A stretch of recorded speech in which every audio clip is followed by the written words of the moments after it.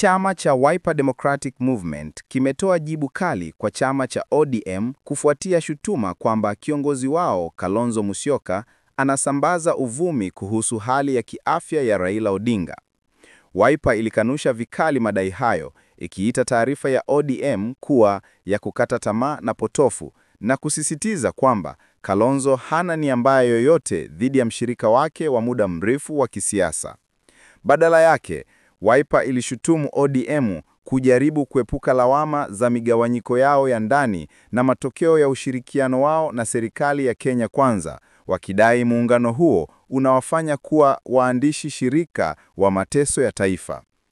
Zaidi ya hayo, Wiper ilikataa vikwazo vyote kwamba Kalonzo alihusika kwa njia yoyote katika kushindwa kwa Raila Odinga katika kinyang'anyiro cha mwenyekiti wa Tume ya Umoja wa Afrika AUC. Chama hicho kilidai kushindwa huko kulisababishwa na makosa ya kidiplomasia yaliyofanywa na serikali ya Kenya Kwanza na kuahidi kutomruhusu Kalonzo kuvutwa katika kuporomoka kwa kisiasa kwa ODM.